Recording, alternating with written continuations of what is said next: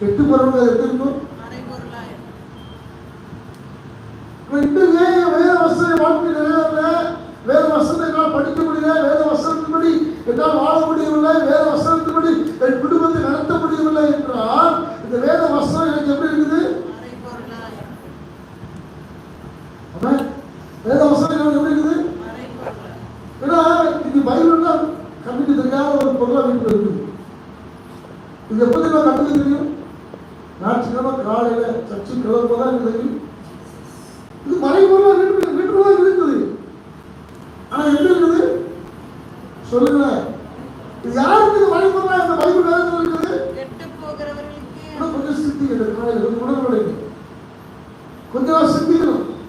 என் வாழ்க்கை கெட்டு போறதுக்கு நானே இந்த வேதத்தை மறைச்சு வச்சிருக்கேன். கண்ணு மேல இருக்கு, ஆனா கண்ணுக்கு தெரிய மாட்டேங்குது. கண்ணுக்கு மேலதான் வீட்டை வச்சுக்கணும் இல்லையா? 1 2 3 4 இருக்குது, 8 பைபிள் இருக்குது, வசனம் இருக்குது. ஆனா கண்ணுக்கு தெரியும், மறைச்சு வச்சிருக்கு. பிசாசு மறைச்சு வச்சிருக்கலாம். கொஞ்சம் சிந்திங்க. இந்த காலில் கொஞ்சம் உணர்வு இந்த நாளைக்கையாவது அவன் பேசலாம். யாருக்கு மறைபொருளாக இருக்குதா? வசனத்தை மறுபடியும் சொல்லுங்க, பேசுவார். யாருக்கு மறைபொருளாக இருக்குது? அப்போ நான் கெட்டு போறதுக்கு பேசலாமே, நானே என் கண்ணை என்ன செஞ்சுக்கிறேன்? நடப்பட்டு வச்சிருக்கிறேன்.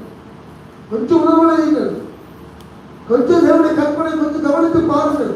வேலை இருக்குது, பிசினஸ் இருக்குது, நல்லது. குடும்பம் இருக்கு, நல்லது. பேசலாம். ஆனால் மூல காரணமே வேத வசனத்தில் நீங்க வாசிக்காம வேதத்தின்படி வாழாம நீங்க விரும்பினா வாழ்க்கைக்குள்ள சமாதானம் ஒரு நாள் இருக்க. ஏன் வீட்டுல சமாதானம் இல்லை தெரியுமா? ஏன் வீட்டுல பிரச்சனை தெரியுமா? ஏன் வீட்டுல போராட்டம் தெரியுமா? அந்த வேத வசனம் அதான் சொல்லுது. பேசலாம். அது இன்னைக்கு நிறைய பேருக்கு இந்த வேத வசனம் மறைமுகமாக இருக்கிறதுனால பேசலாம் சமாதானம் இல்லாமல் நாம் இருக்கிறோம். பேசலாம். அதனால இயேசுவா சொல்றாங்க, இதை நாம் மாற்றிக்கொள்ள வேண்டும். எசேக்கியேல் தீர்க்கதரிசி புத்தகம் 33ஆம் அதிகாரம் 10ஆம் வசனம் வாசிக்க. எசேக்கியேல் 33:10.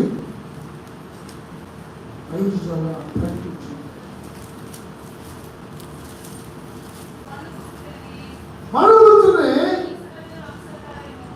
இஸ்ரவேல் வம்சத்தாராகிய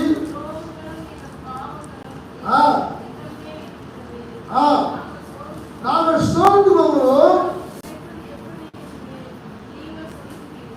நீங்க என்ன சொன்னீங்களா?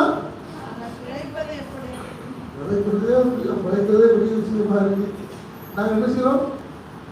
சோர்ந்து போயிட்டோமா? நாங்க என்ன செய்யறோம்? அவன் எல்லாரும் கேட்டீங்களா?